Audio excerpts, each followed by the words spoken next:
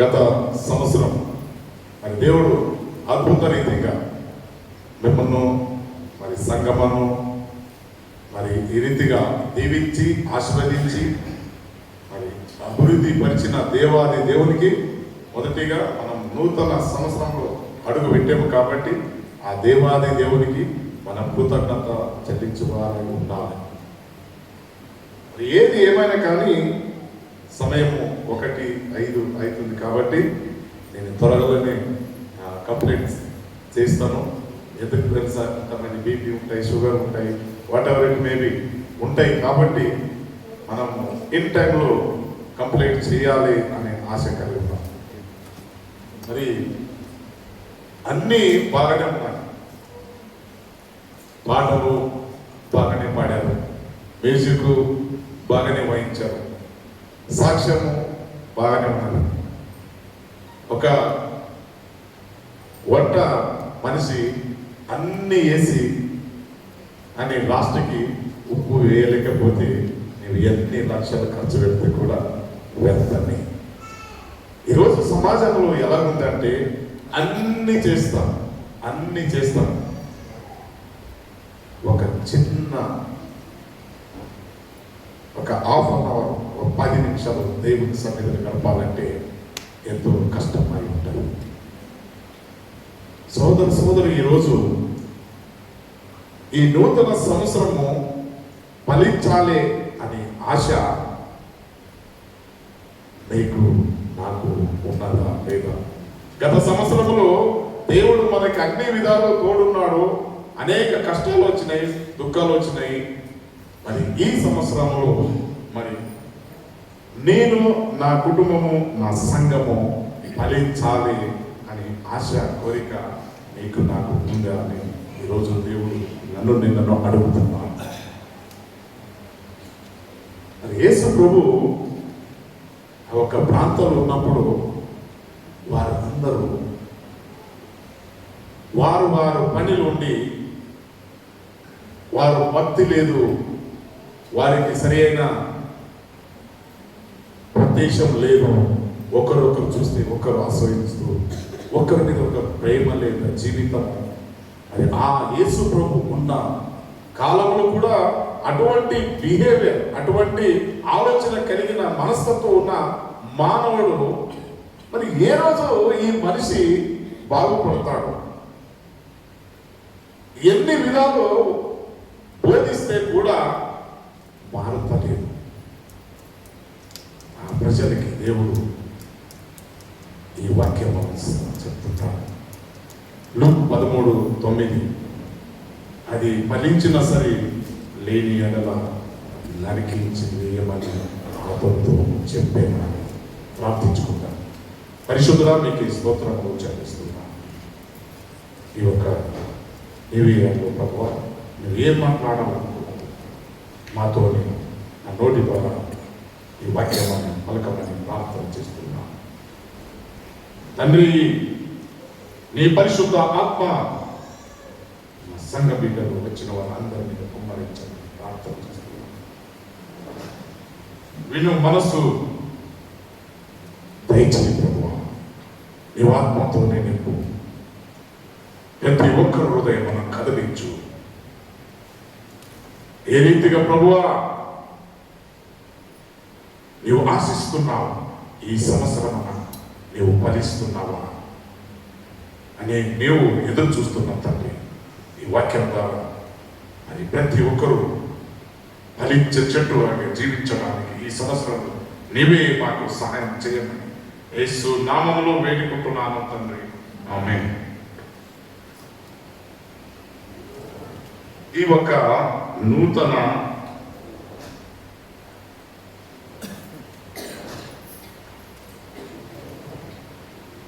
జీవితంలో, ఈ ఒక నూతన సంవత్సరంలో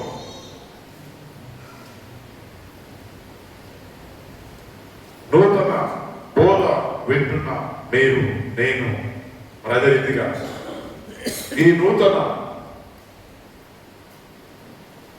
సంవత్సరంలో మరి దేవుడు నీతోని నాతోని మాట్లాడుతున్నాడు. నిజంగానే మరి గత సంవత్సరం అంతా మనము ఫలించలేకపోయినా మేము కొన్ని విషయాలు ఫలించలేకపోయినా మేము, కానీ దేవుడు ఈ సంవత్సరంలో నిన్ను నన్ను అడుగుతున్నాడు, నీలో ఫలము దొరుకుతుందా? నీలో నీ కుటుంబము నీవు ఈ సంవత్సరం అన్నా ఫలిస్తున్నావా? యోహాన్ చాప్టర్ 15:2లో మనం చూస్తున్నాం. జాన్ చాప్టర్ 15:2లో నాలో ఫలించిన ప్రతి తీగను ఆయన పారివేయను, ఫలించు ప్రతి తీగ మరి ఎక్కువగా ఫలింపలేను కానీ దానిలోను పనికి రాని తీగలను తీసివేయి.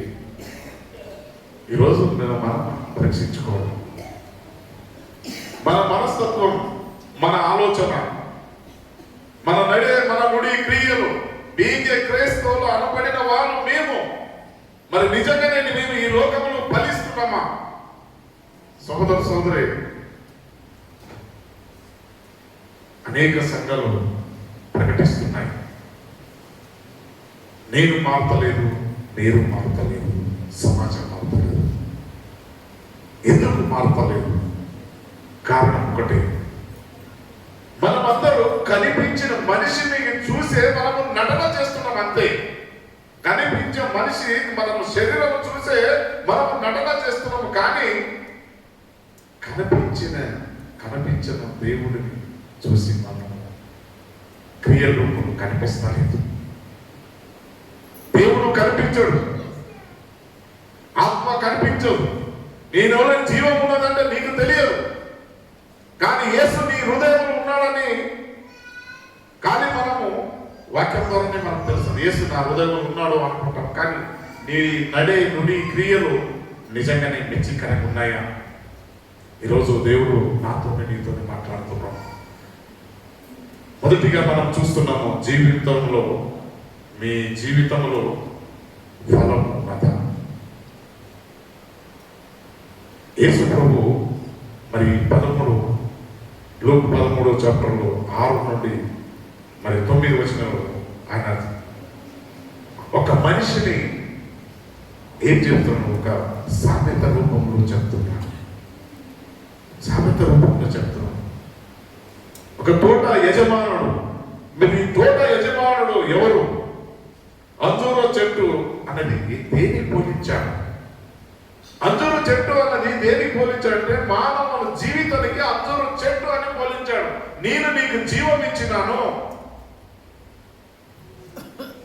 మరి రెండోదాగి మనం పోలుస్తున్నాడు, తోట యజమాని అంటే తండ్రి అయిన దేవుడు. తండ్రి అయిన దేవుడు ఆది కాండం 1:1లో మరి వాక్యంలో ఒకసారి ఆది కాండంలో ఆది యందు దేవుడును భూమి ఆకాశమును సృజించాడు. మరి జాన్ 1:1లో మనం చూస్తున్నాము, ఆది యందు దేవుడును, ఆ వాక్యము దేవుని యందు ఉన్నాడు. వాక్యమే దేవుడై ఉంటాడు. మరి మనం ఎవరిని ఆరాధిస్తున్నాం? వాక్యంకు మనం ప్రయారిటీ ఇస్తున్నామా? వాక్యంకి నిజంగానే we are giving value in the time of hearing word of God. మరి ఆ సమయంలో మనం దేవునికి మనము ఎక్కడెక్కడో చింత, ఎక్కడెక్కడో ఆలోచనే. వాక్యం విన్నప్పుడే సైతాను అనేక రీతిగా మన మనసును గడిబిడి చేస్తాడు. ఈ కూర్చున్న జాగాలో వాక్యం వింటున్నాము, మనకి ఇంటికి వెళ్ళి ఏం చేయాలి, ఇంకా ఎవరిని కలవాలి, ఎవరితో మాట్లాడాలి అని మన మనస్సు, మన ఆలోచన ఇక్కడే ఉండదు. ఓన్లీ శరీరము మాత్రమే మనము కనిపిస్తున్నాం, కానీ మనలో ఉన్న ఆత్మ, మనసు ఎక్కడో ఉంటుంది. అందుకే మనం ఇంకా మారుతలేదు సోదరుడు, ఇంకా మారుతలేదు. ఈరోజు దేవుడు నీతో నాతో మాట్లాడుతున్నాడు. తోట యజమానుడు బాధపడుతున్నాడు. తోట యజమానుడు దేవుడు ఏమంటున్నాడు? మరి మూడోదాగి తోట కాపరి అంటే యేసు క్రీస్తు. తోట కాపరి ఆయన కాపాడని ఇదంతా ప్రపంచమంతా సృష్టించను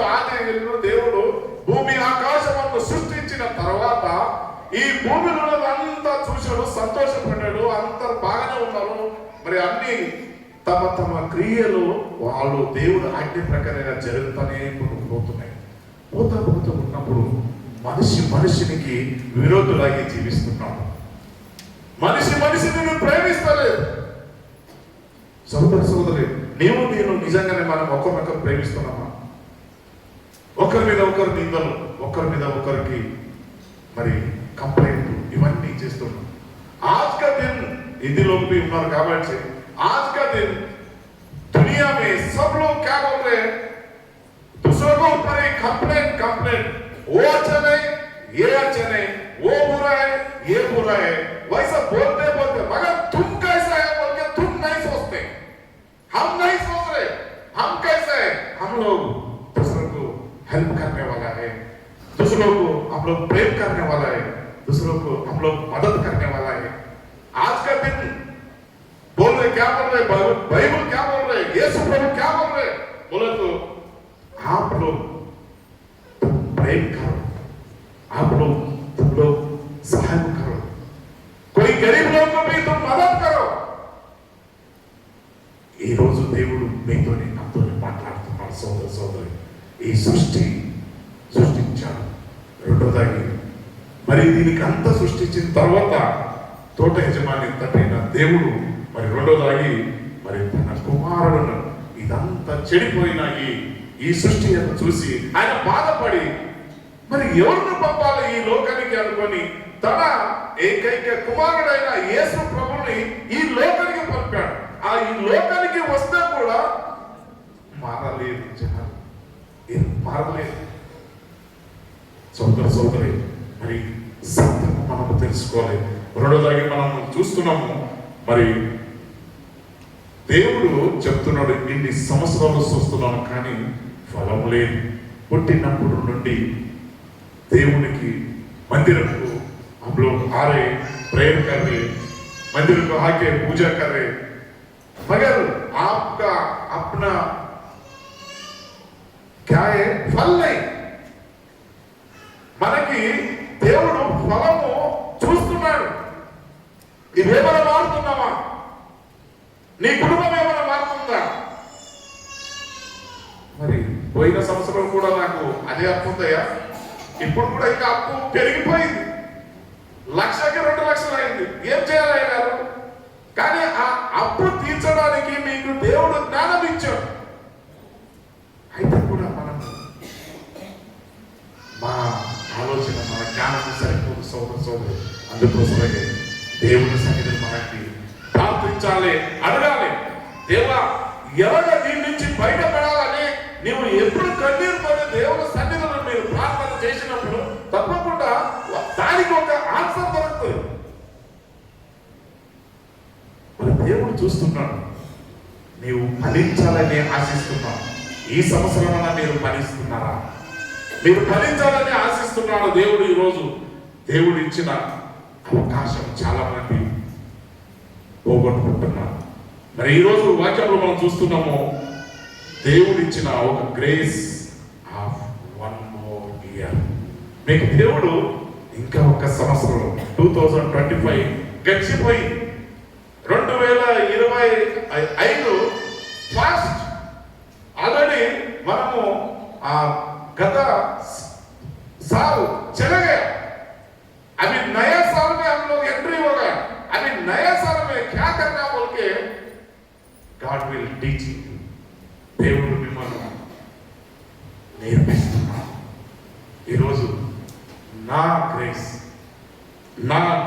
అంటే దేవుడికి ఇచ్చిన అవకాశం, గ్రేస్ ఆఫ్ 1 more year మనకి ఈ సంవత్సరంలో దేవుడు మనకి అందరికి గిఫ్ట్గా ఇచ్చినాడు అని మరి విలాపు వాక్యము, నేను ఎందుకంటే ఎక్కువసేపు టైం తీసుకోను. విలాపు వాక్యము 3:22 యెహోవా కృపగలవాడు, ఆయన వాత్సల్యతో ఎడతెగక నిలుచున్నది గనక మరి నిర్మూలము కాకున్న వారము. మనము నిర్మూలము కాకున్నాము అంటే ఆయన కృప మన మీద ఉన్నది కాబట్టి మనం ఇంకా కూడా జీవిస్తున్నాము అని అర్థం. ఆయన కృప మనకి ఇంకా ఉన్నది. మీరు ఇంకా బ్రతకాలి, మీరు ఇంకా ఎదగాలి. మీరు చెట్టు వల్ల ఫలించాలి అని ఆయన ఆశపడుతున్నారు. సోదరులు, అక్కడి నుంచి కూడా దేవుడు ఈరోజు మిమ్మల్ని చూస్తున్నాడు. మీరు నిజంగా ఫలిస్తున్నారా? మీలో ప్రేమ చూపిస్తున్నారా? ఒక యజమానుడు ఒక ఇల్లు కొన్నాడు.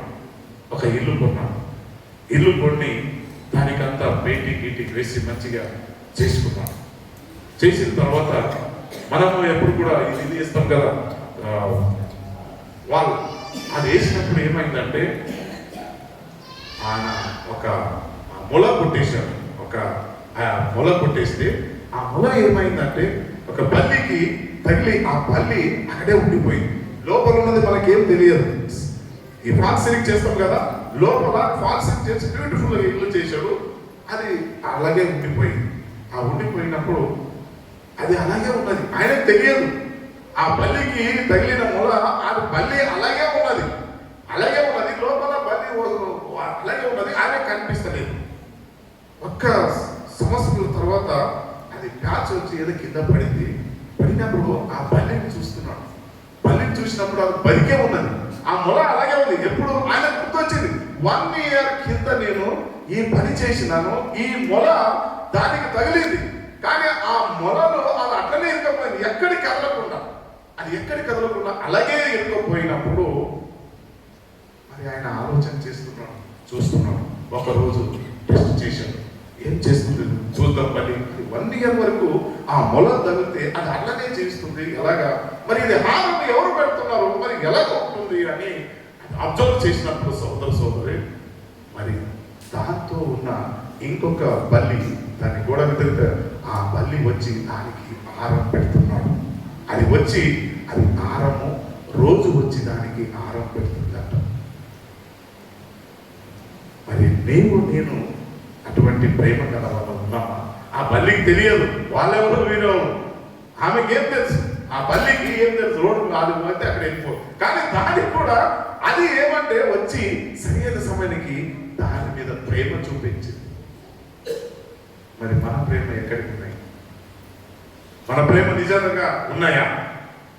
ఈరోజు సోదరి దేవుడు మీతోనే మాట్లాడుతున్నాం.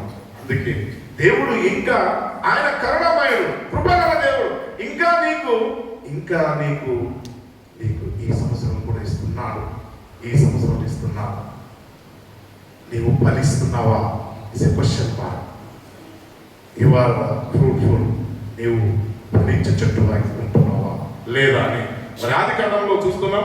ఆదికాండం 18:23-24 వచనం. అప్పుడు అబ్రాహాము చదవండి ఒకసారి. 18 ఆదికాండం. అప్పుడు సమీపించి ఇట్లా నేను దుష్టులతో కూడా నీతిమంతులను నాశనము చేయుదువా? ఆ పట్టణంలో ఒకవేళ 70 మంది నీతిమంతులు ఉండి నేడలా 50 మంది నీతిమంతులు నిమిత్తము ఆ స్థలమును నాశనము చెయ్యక కాయవా అనుకోని క్వశ్చన్ సంవత్సరం.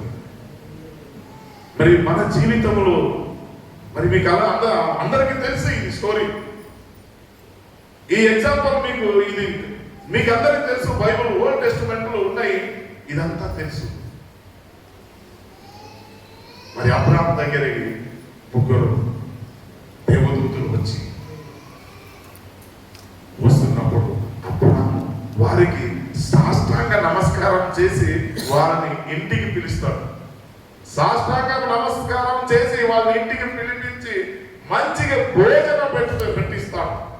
భోజనం పెట్టిన తర్వాత మీకు ఇవన్నీ తెలుసు. మరి భోజనం పెట్టిన తర్వాత వారు దానికి ఆశీర్వాదాన్ని ఇస్తారు. సోదరు మనం అనేక సార్లు ఎవరైనా మనకి తెలిసిన వాళ్ళ ఇంటికి వస్తుంది, ఎందుకు వచ్చారా పని పాటలు లేదా, సేవకులు బట్టి ఎందుకు వస్తున్నారు, వాళ్ళకి పని పాటలు లేదా. అందుకే మన సంఘంలో మాత్రం సేవకులు పిలిస్తేనే వెళ్ళండి, అయ్యగారు ఎవరు కూడా ఒట్టిగా వాళ్ళ దగ్గర వెళ్ళొద్దు అంటాం. కారణం ఒకటే, ఎందుకంటే ఈ కాలము చాలా ఫాస్ట్గా ఉంది. ఎవరింటికి వెళ్తే ఏం నిందలు వస్తాయో అందుకోసమే వారు పిలిచినప్పుడే మనం వెళ్ళాలి తప్ప వాళ్ళు పిలవకుండా వెళ్తే దానికి విలువ ఉండదు. అందుకే మా సంఘస్థం ఏమన్నా పిలుస్తలేరు, మనం వెళ్తలేము. ఆమె మనం పిలుస్తలేము, మీరు వస్తలేదు, మేము పిలుస్తలేము. సోదరి మీరు పిలువలేకపోతే లోసనాయరు వారు మేము కాదు. దైవం సేవకుడు ఎప్పుడు మీ ఇంటికి ఎంట్రీ అవుతాడో అదే ఆశీర్వాదం. మీకు దేవుడు బలం ఇస్తాడు, మీకు శక్తి ఇస్తాడు, మీ పిల్లలను దీవిస్తాడు. Don't judge. సేవకుడికి మనం జడ్జ్ చేయవద్దు. ఈరోజు మీరు నేర్చుకోవాలి, పిలవాలి. ఎందుకు పిలవకూడదు? మేము పిలిస్తే మీకు ఏమైనా తక్కువైతాయా? వాళ్ళు ప్రార్థన చేస్తే మీకు ఆశీర్వాదం కాదా? అబ్రాహాముకు వాళ్ళు వెళ్ళిపోతే వాళ్ళని పిలుచుకొని వారి ఇంట్లో మంచి భోజనం పెట్టి ఆమెను ఆశీర్వదించాడు. ఏం ఆశీర్వదించాడు? మరి ఇన్ని సంవత్సరం నుంచి ఆయన మంచి పని దేవుని ఆజ్ఞ ప్రకారంగా నిలుచున్నాడు. నీవు ఏం చేయి, ఈ ఒక దేశం వదిలేసి నేను చెప్పే ఈ దేశం ఇక్కడికి వెళ్ళు, ఆ దేశంకి వెళ్ళి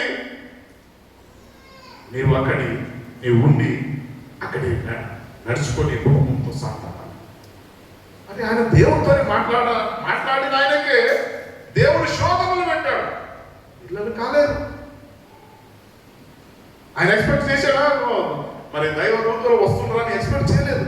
ఆటోమేటిక్గా చూస్తే వాళ్ళు ముగ్గురు వస్తున్నారు. వారి సాష్టాంగ నమస్కారం చేసి వారిని ఇంటికి పిలిచి భోజనం పెట్టించి వారి ద్వారా ఆశీర్వాదం పొందాడు. మరి ఈ సంవత్సరం వల్ల నేను మారుతామా? సోదరి మారలేదు. మాకేం తక్కువ ఉంది కానీ ఎవరు అయ్యగారు వద్దు, ఎవరు వద్దు, మాకేం తక్కువ ఉంది? మాకు అన్ని ఆశీర్వదించాడు, మాకు అన్ని బిజినెస్ ఉన్నాయి, మా దగ్గర అన్ని డబ్బులు ఉన్నాయి. మీరు వచ్చిన ఏం చేస్తారు మాకు?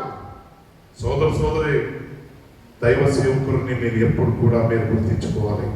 దైవ సేవకుడిని పిలవాలి. మీ ఇంట్లో ఉన్న దురాత్మ శక్తులు కానీ చీకటి శక్తులు కానీ కనిపించని శక్తులు ఉన్నాయని మీరు గ్రహించాలి. మనం ఎప్పుడు అనుకుంటాం మేము బాగానే ఉన్నాము అనుకుంటాం, కానీ మీకు తెలియక మిమ్మల్ని మీ కుటుంబం నాశనం చేస్తాడు. మీరు అది గ్రహించాలి. అందుకోసమే దేవుడు ఈరోజు నాతో మాట్లాడుతున్నాడు. అబ్రాహాముతో మాట్లాడిన దేవుడు మరి నాతో నీతో కూడా మాట్లాడుతున్నాడు. మరి ఏది వాట్ ఫ్రూట్ గాడ్ దేవుడు కోరుకునే ఫలమేంటి? आज का दिन गॉड क्या एक्सपेक्ट कर रहे, क्या चाहते बोल के देख रहे, आप लोग से क्या देख रहे आप लोग फ्रूटफुल लाइफ रहना बोल के, आप लोग जिंदगी में सुख शांति से रहना, प्रेम से रहना, संतोष से रहना बोल के गॉड आपको కోరుకున్నాడు. దేవుడు ఏం చేస్తున్నాడు? దేవుడు ఎప్పుడు 24 గంటలు ఇశ్రాయేల్ కాపాడువాడు, పునుగడు, నిద్రపోడు. సోదరి మరి ఈ దేవదూతలు చెప్పారు. వాళ్ళు ఇంటికి వచ్చిన దైవ సేవకుడు ఇంటికి వస్తే మీకు రాబోయే విషయాలు కూడా వాళ్ళు ప్రకటిస్తారు. వాక్యం ద్వారా మిమ్మల్ని హెచ్చరిస్తారు. ఏమైతుంది మీ కుటుంబంలో వాళ్ళు ప్రార్థన ద్వారా తెలియపరుస్తాడు. అది ఒక బలమైన విశ్వాసం, మీరు నమ్మాలి. మరి అప్పుడు దేవదూతలు చెప్తారు, నీ తమ్ముడు ఉన్నాడు కదా లోటు, ఆ ఒక ప్రాంతం సోదొమ గొమొర్రా ప్రాంతం, ఆ ప్రాంతమును నేనేం చేస్తున్నాను ఇవన్నీ తెలిసిపోయి నాశనం చేస్తానండి ఈయనకి తెలిసిపోయి. అప్పుడు అబ్రాహాము అడుగుతాడు.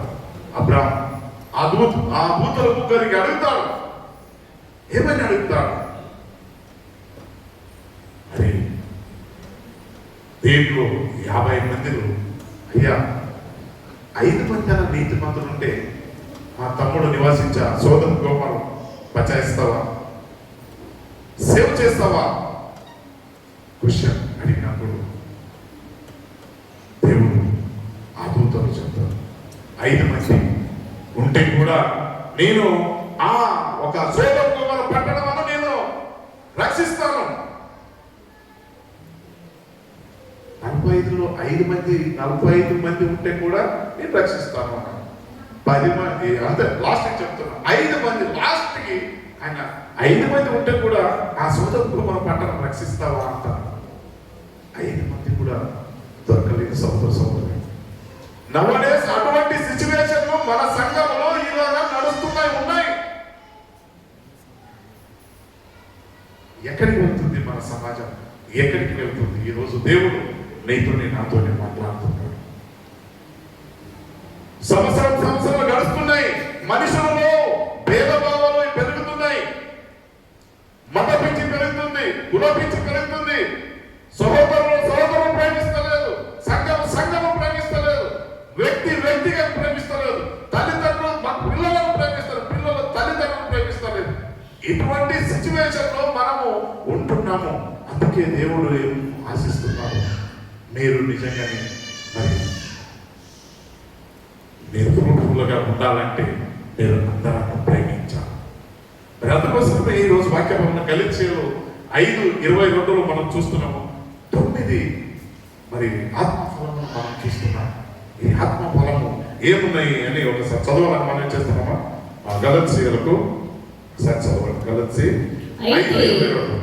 అయితే ఆత్మఫలం ఏమనగా ప్రేమ, సంతోషము, సమాధానము, దీర్ఘశాంతము, దయాళత్వము, మంచితనము, విశ్వాసము, సాత్వికత్వము, ఆశా నిగ్రహం.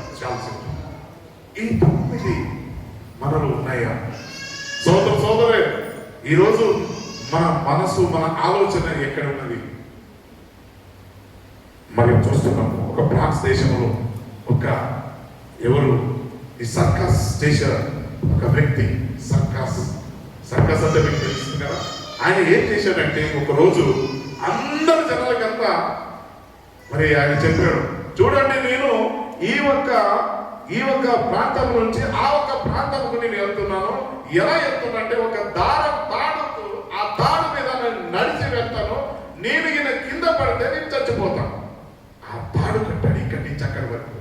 ఆ తాడి కట్టినప్పుడు జనాలందరూ ఒక 50,000 మంది ఎలా వెళ్తాడో చూస్తాంలే అనుకొని వచ్చి నిలబడినప్పుడు సోదరి ఆయన వెళ్ళిపోయాడు.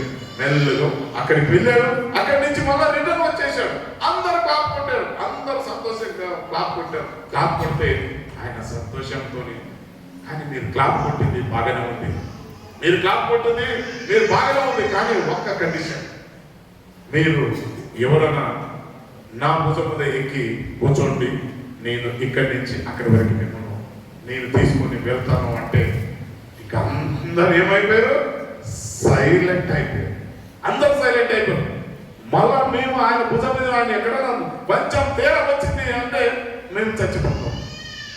కొంచెం తేడా వస్తే ఆ దారం నుంచి మేము పడిపోతాం, చచ్చిపోతాం అని భయం ఉంటుంది. ఒక్కరు కూడా రాలేదు. కానీ ఒక్కడు వచ్చాడు. అతను ఎవరు? ఆయన కుమారుడు వచ్చాడు. తండ్రి మీద ఆయనకు ఒక బలమైన విశ్వాసం ఉన్నది. తండ్రి మీద ఆయనకు బలమైన విశ్వాసం ఉన్నది కాబట్టి డాడీ నేను వస్తాను, నేను భుజం మీద ఎక్కి కూర్చుంటాను అన్నాడు.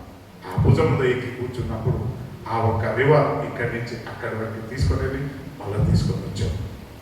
సోదరి ఈరోజు దేవుడు నీతోని నాతోని మాట్లాడుతున్నాడు. నీ విశ్వాసం బలంగా ఉండాలి. నీ ఒట్టిగా దేవుడి సన్నిధిలో ఏదో వస్తున్నాము పోతున్నాము అనేది కాదు. అనేక సంఘాలు మనం చూస్తున్నాము. సండే 5 ఆరాధనలు ఉంటాయి. 1.5 అవర్లే కథం అయిపోతాయి ఆరాధనలు. మరి ఏం నేర్పిస్తున్నారో, ఏం చెప్తున్నారో ఎవరికి కూడా అర్థం కాలేని ఈ ప్రపంచం అట్లా ఉన్నది. 1.5 అవర్ల ఆరాధనలు ఎలా కంప్లీట్ అవుతుందండి? ఏం బోధిస్తారు, ఏమి చెప్పగలరు?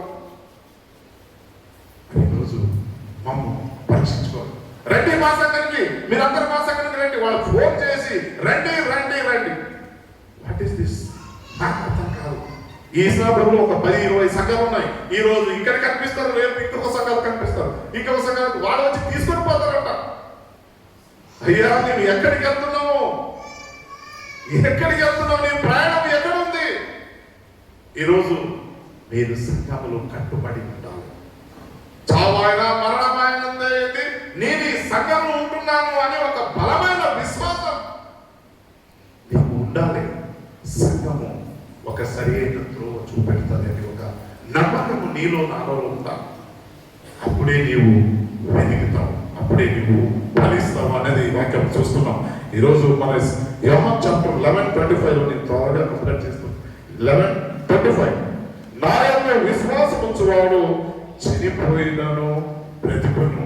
ఎప్పుడు విశ్వాసం? మరి తండ్రి, మరి ఆయన మీద విశ్వాసం, తండ్రి మీద విశ్వాసం ఉన్నాడు. నేను ఎలాగైనా కింద పడిపోవాలి, మా డాడీ వస్తున్నాడు కాబట్టి నేను ఆ ఒక గోలు రీచ్ అవుతాను అనుకున్నాను. ఆ విశ్వాసంతో ఆ ఒక గమ్యం చేయాలి. మరి ఈరోజు వాక్యంలో మనం ఫలము లేకపోతే మరి ఏమున్నది? ప్రమాదం ఉన్నది. కుటుంబంలో మీరు సరైన త్రోవలు నడవలేకపోతే, మీరు సంఘంలో సరియాగే త్రోవలు మనమంతా నడపలేకపోతే ఏమైతుంది? వాటికి ఏమిస్తున్నాడు దేవుడు? ఫలము లేకపోతే ఏమైతుందంటే ప్రమాదం జరుగుతుంది. ఎబ్రియలు రాసిన పత్రిక 3:15. ఎబ్రియలు రాసిన పత్రిక 3:15. పాపము వలన కలుగు 3:15 నేడు మీరు ఆయన శబ్దమును వినిన ఎడల కోపము పుట్టించినప్పటి వలె మీ హృదయములను కఠినపరచుకొనకూడనై ఆయన చెప్పిన కనుక పాపము వలన కలుగు భ్రమ చేత మీలో ఎవడనో కఠినపరచబడకుంటున్నట్లు నేడు అనబడు సమయం ఉండగానే ప్రతి దినమును ఒకరినొకడు బుద్ధి చెప్పుకొనుడి. ప్రతి దినము ఒకరికొకడు బుద్ధి చెప్పుకోండి. మరి నిజంగా మనం బుద్ధి చెప్పుకుంటున్నామా? మన పిల్లలకి కానీ మన సంఘస్థులు ఒకరినొకరిని ఎక్కడే మనం ఎవరు బుద్ధి చెప్తాం? మేము వాళ్ళకి జ్ఞానవంతుల, వాళ్ళ మీద వీళ్ళు కంప్లైంట్ చేస్తారు, వీళ్ళ మీద వాళ్ళకి కంప్లైంట్ చేస్తాం. సోదరి మనం ఒకరినొకరిని బుద్ధి చెప్పుకోవాలనే వాక్యంలో మనకి సెలవిస్తుంది ఈరోజు. మరి ఈరోజు మనం చూస్తున్నాము, మనలో 5వ వచనంలో 5వ ఈ సంవత్సరము ఆత్మ పరిశీలన మనం ఎగ్జామిన్ చేసుకోవాలి. నిజంగానే ఈ కొత్త సంవత్సరాలు మనం ఏమైనా మార్పు చెందాలనే ఆలోచన కలిగి ఉన్నామా లేదా?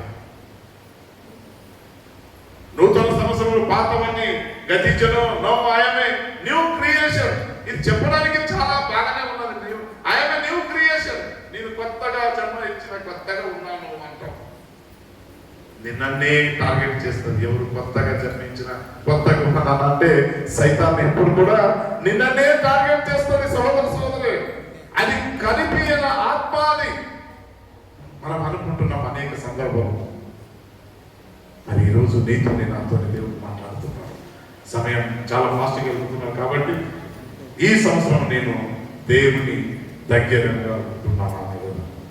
నిజంగా మనం దేవుని దగ్గర ఈ సంవత్సరం, గత సంవత్సరంలో ఎక్కడెక్కడో తిరిగినాం, ఏ సంఘం తిరిగినాం, ఎక్కడెక్కడో నాకు ఆత్మశాంతి లేదని ఎక్కడెక్కడో తిరిగినాం. కానీ ఈ సంవత్సరం ఉన్న జాగంలో, ఉన్న సంఘంలో కట్టుబడిగా ఉంటున్నామా లేదా అని మమ్మల్ని మనం పరీక్షిస్తాం.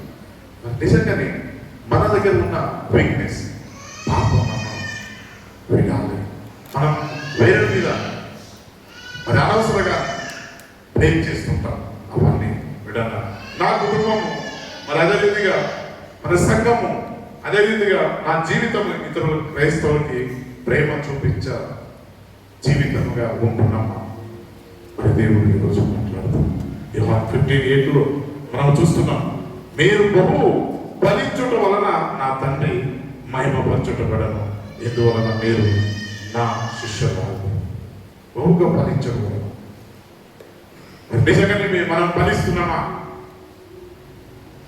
హల్లెలూయా. నిద్రపోయిన వాళ్ళు ఎవరు ఉన్నారా? హల్లెలూయా. నిద్ర వచ్చిన వాళ్ళు ఎవరు చేయొద్దు. సమయం అవుతుందయ్యా, మీరు చెప్తానే ఉన్నారు మాకు నిద్ర వస్తుంది అని సోదరే ఈరోజు నిద్రపోతారు. కానీ మీకు రేపు దేవుడు మిమ్మల్ని అంటారు. వాక్యం ద్వారా మిమ్మల్ని హెచ్చరిస్తున్నాడు.